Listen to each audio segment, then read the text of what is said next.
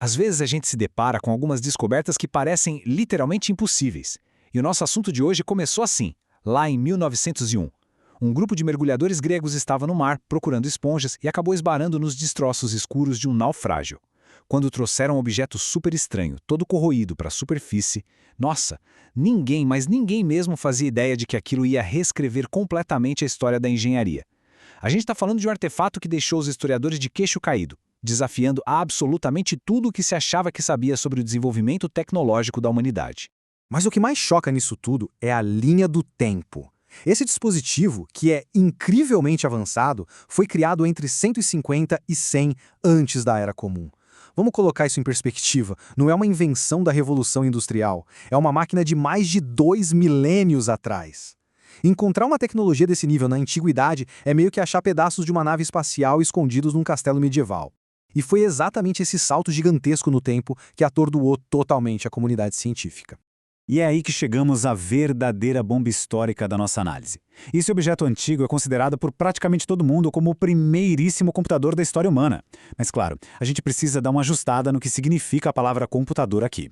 Não tinha tela brilhante, não tinha bateria, nem microchips. Na verdade, os cálculos astronômicos complexos eram feitos inteiramente por meio de uma arquitetura física super sofisticada. Era a lógica matemática mais pura, traduzida diretamente em movimento mecânico. Então, vamos ver por dentro da máquina de bronze. O nível da engenharia que a gente pode tocar e ver aqui é assombroso. O mecanismo continha, no mínimo, 30 engrenagens de bronze esculpidas de um jeito incrivelmente complexo. Cada dentinho dessas engrenagens teve que ser desenhado e cortado com uma perfeição milimétrica para encaixar com os outros. Sem maquinário moderno, sem corte a laser, nada disso. É pura maestria da metalurgia clássica trabalhando em perfeita harmonia com um conhecimento matemático muito, mas muito profundo. E o mais impressionante é que essas engrenagens não ficavam só girando em círculos básicos de forma independente. Por incrível que pareça, o dispositivo trazia o mais antigo sistema de engrenagens diferenciais já descoberto. Basicamente, um sistema diferencial permite que as engrenagens adicionem ou subtraiam rotações, ou seja, realizando contas matemáticas complexas mecanicamente. A presença de uma tecnologia tão específica assim simplesmente despedaça qualquer suposição moderna sobre o que o pessoal daquela época conseguia construir em termos de mecânica fina. Mestre dos céus. E para a sociedade da época, as aplicações práticas disso eram de pirar a cabeça.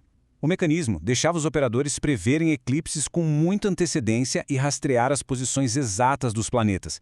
Funcionava meio que como um mapa estelar dinâmico, gigantesco em complexidade, mas em miniatura.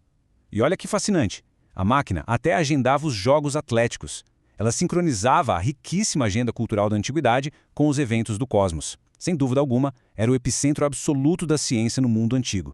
Agora, o auge absoluto dessa precisão toda era o chamado trem metônico. Esse era um sistema super complexo, construído especificamente para rastrear o ciclo lunar de 19 anos. E a máquina fazia isso com uma exatidão que não tem nem comparação. Levou mais de 1000 anos de evolução tecnológica contínua para a humanidade conseguir mais uma vez alcançar esse mesmo nível de precisão astronômica num instrumento mecânico. Mistérios antigos persistentes. Mesmo sabendo o que a máquina podia fazer, até hoje rola um baita debate acadêmico, deixando algumas grandes questões históricas sem resposta. De um lado, tem pesquisador argumentando que o dispositivo modelava as órbitas dos planetas usando epiciclos, o que significa rastrear planetas se movendo em pequenos círculos que orbitam um círculo ainda maior, demonstrando uma compreensão geométrica assustadoramente avançada. Do outro lado, outros acadêmicos acreditam que as evidências sugerem algo ainda maior, que múltiplos dispositivos como esse devem ter existido no mundo antigo e que essa não foi só uma invenção isolada. O que nos leva à grande questão. Se múltiplos computadores de bronze realmente existiram para calcular os céus, cadê o resto deles? Estudar esse artefato deixa a gente totalmente maravilhado com a genialidade humana do passado. Mas, acima de tudo, deixa uma curiosidade intensa sobre a tecnologia antiga que ainda pode estar escondida por aí, quem sabe, silenciosamente, no fundo de algum oceano.